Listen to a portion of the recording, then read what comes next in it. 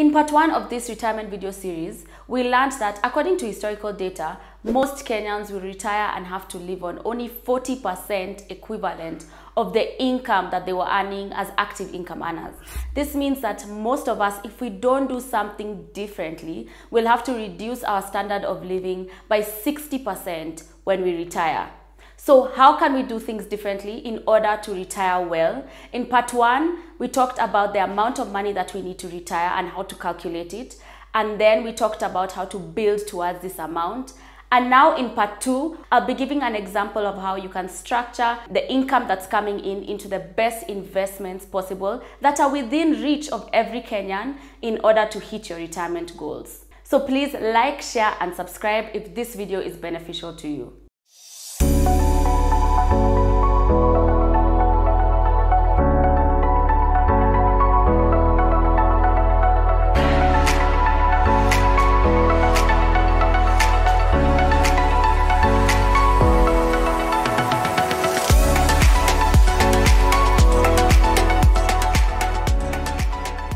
I first want to touch on a very important subject, which is pension plans, and why, if you're only relying on your pension plan, this is good, but it's not enough in order to hit your retirement goal. Let's give an example of someone who's earning 100,000 shillings and is giving towards the highest NSSF contribution rate right now, which is 12%.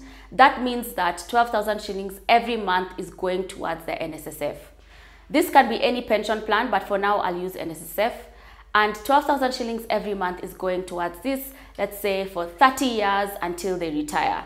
If they don't withdraw any money, supposing we take the current interest rate of 7%, that means at the end of these 30 years, when they finally retire, what they'll take out is 13.6 million shillings in savings. If you plan to retire comfortably for 30 years, that means that this 13.6 million over 30 years is about 40,000 shillings per month. You go from 100,000 shillings income and standard of living down to 40,000 shillings income and standard of living. And this is at the highest contribution you can give to NSSF, which is 12%. Unfortunately, like most Kenyans, you fall into the bracket where your standard of living goes down by more than half when you retire. So what do we do differently? Let's say you're starting from scratch, you don't have much income, but you want to do differently, you want to live differently when you retire.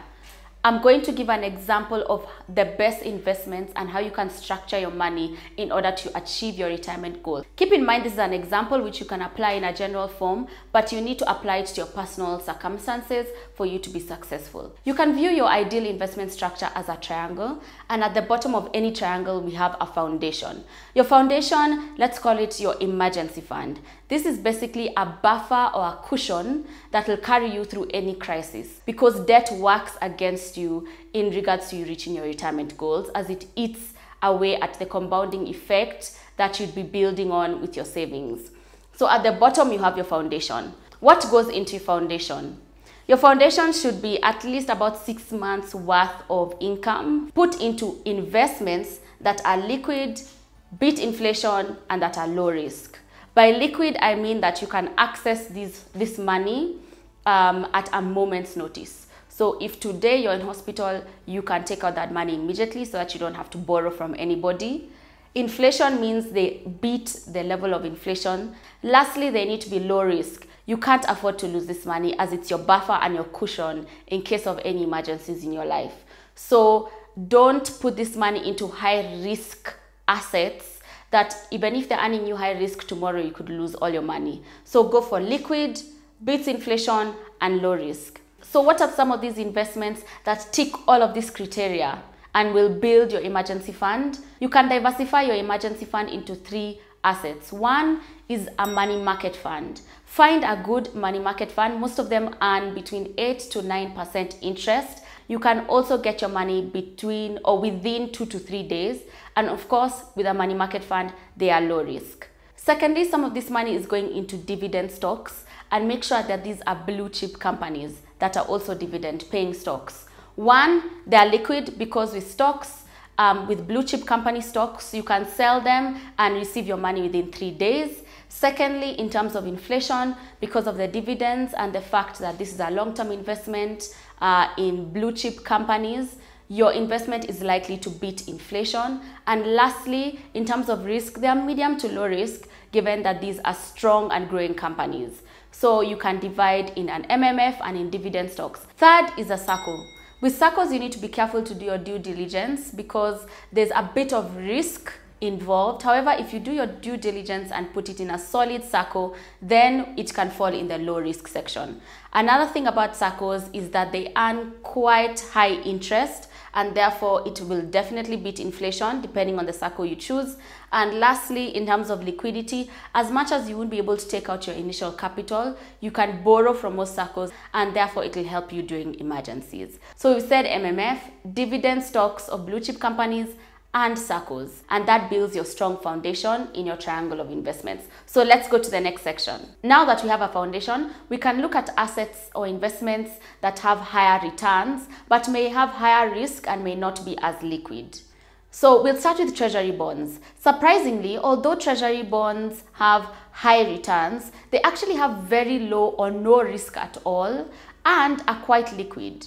In order to invest in Treasury bonds, you'd have to open an account with the Central Bank of Kenya, after which you find a good broker like AIB and would help you buy and sell bonds that suit your investment goals.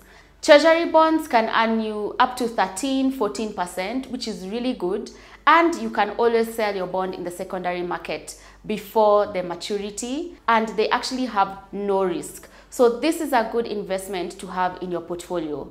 Secondly, you'd be looking at more stocks. Stocks have an infinite amount of return that they can achieve. So with stocks, the beauty of stocks is that they can go as high as possible, but they can also be quite risky. So you can start with more blue chip companies, as I said, but also look at the smaller companies, yet keep in mind that you can get some losses.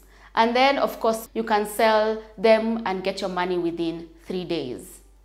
So now you have bonds and you have stocks earning you higher returns than perhaps your emergency fund would have earned you, but of course you've incorporated a little more risk. The beauty with most of the investments that I've mentioned so far is that you can start with very low amounts of money. With your MMF, you can start with as low as 2,500 shillings.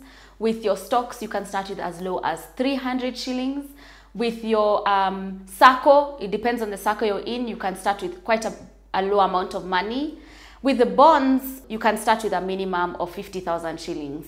So with your emergency fund, you can start now, you can start today as you build up to be able to save in these investments that may require a higher capital. Another tip that I would give is to always reinvest what you're making. That 14% dividends that you're making from your Sacco, put it back in. That 14% that you're making from your bonds interest, put it back in. Whatever you're making from your shares, the dividends that you'll make or the interest you'll make from your MMF, put it back in. Why? Because then you'll get into that compounding effect that will make your money grow at a much faster rate than someone who is eating their dividends or their interest.